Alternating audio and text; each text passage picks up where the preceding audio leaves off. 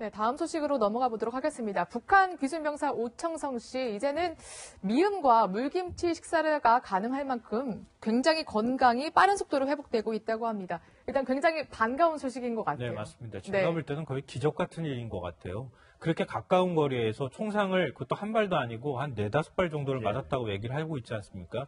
더군다나 몸속에서는 이 탄두가 하나만 발견이 됐고 나머지는 거의 관통상이었던 것 같거든요. 그 정도 상황이었는데 이렇게까지 회복했다고 하는 것은 거의 기적이라고 볼 수 있고요.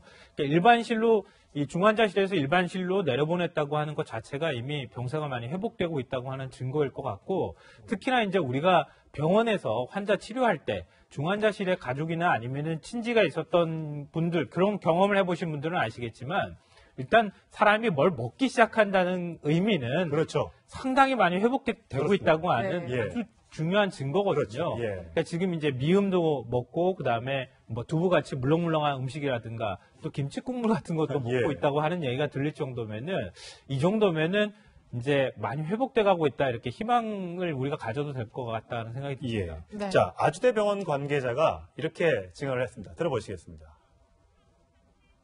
지금 말씀드린 단계라가지고 거의 죽음을 흘러간 정도로 그런 단계 지나면 이해가 되고 그냥 죽까지만. 네. 근데 이제 치료비가 만만치 않더라고요. 지금 뭐 추산되는 것만 한 1억 정도 넘는 걸로 알고 있는데, 이거 치료비는 누가 내는가? 그거는 이 병사가 어느 정도 알고 있느냐에 따라서 결론이 좀 바뀔 것 같아요.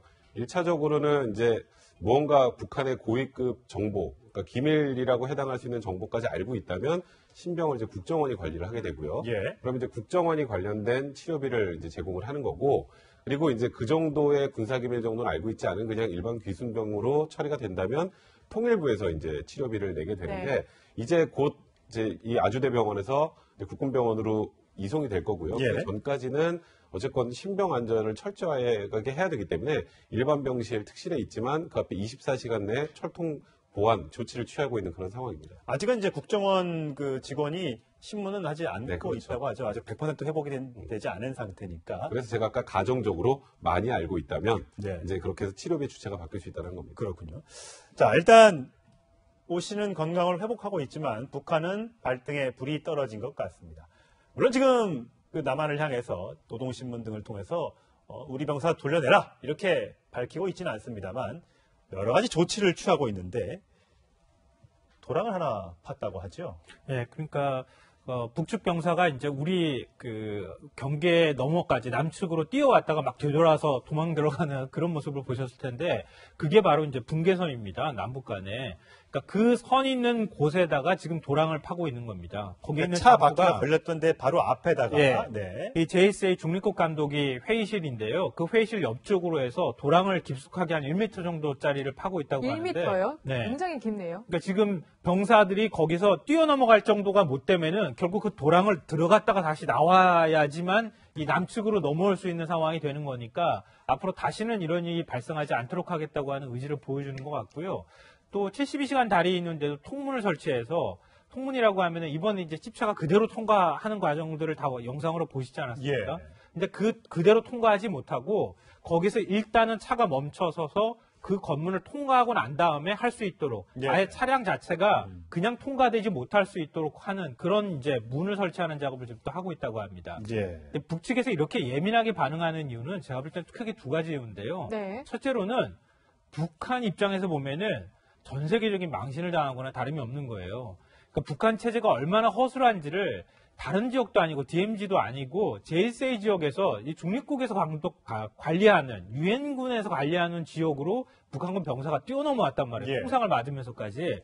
그러니까 전 세계에서 북한 체제가 얼마나 지금 허술한지를 전 세계 모든 국가한테 보여준 것이나 다름없다고 하는 게 하나가 있고요. 또 하나 의미는 북한군 내부의 동요가 굉장히 심할 수 있다는 겁니다.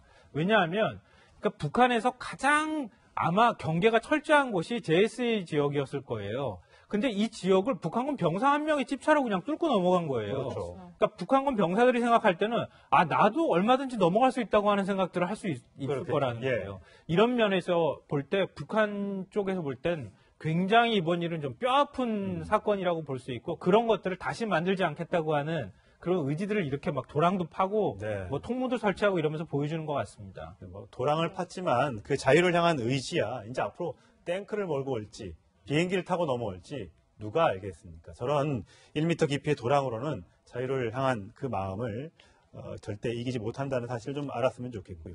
일단 우리가 지금 대북 확성기 방송을 그동안 하다가 좀 중단하고 좀 뜸한 지경이었는데 이번 소식들을 대북 확성기 방송을 통해서 북한에 네. 고스란히 알리고 있다면서요. 사실 이건 굉장히 우리나라 입장에서 보면 또 좋은 호재이기도 하죠. 그 JSA를 통해서 일단 넘어오는 과정에서 북한 측에서 총을 쏘는 과정까지 다 보여준 상황에서도 넘어와서 결국 생명을 건지지 않았습니까? 예. 그 과정을 알려주면서 뭐 사실 자유대한민국으로 넘어오는 게 좋다는 취지의 방송을 한다면 북한 내부도 충분히 동요될 가능성이 있고요. 사실 북한에서 아까 조금 전에 말씀하셨던 것처럼 이번 과정 너무 치명적이었기 때문에 제대로 된 항의도 안 하잖아요. 왜냐하면 본인들이 총까지 쏜 영상이 다 공개된 상황에서 우리가 뭘 납치했다라거나 이런 쪽으로 이제 더 이상 주장을 못할 상황까지 연출이 됐기 때문에 북한 입장에서 굉장히 뼈아픈 거고요. 다만 이번에도 또 아까 그 통문 설치나 이 도랑 파는 것들이 또 정전협정 위반의 소지도 분명히 있어요. 이제 이런 부분들에 문제가 있던 문제 제기는 확실하게 좀 하는 게 좋을 것 같고요. 왜냐하면 옛날에 도끼반행 사건 이후에 그러니까 시야를 방해하는 걸 설치 못하게 돼 있어요. 예. 양쪽 다 뻥 뚫린 상태로 보게 해놨는데 그거를 스스로 지금 막겠다고 하고 있는 거기 때문에 거기다 또 기관총까지 또 증강해서 배치한다고 하고요. 그 안에는 원래 중화기도 설치를 못하고 권총으로만 해야 되는데 그날 사실 오창성 그 기준벽이 넘어올 때도 AK 소총을 쏘는 걸 저희 눈으로 보지 않았습니까? 그렇죠. 그런 부분에 대해서 확실하게 좀 항의 표시를 더 하는 게 좋지 않을까 개인적인 생각도 좀 드네요. 예. 네.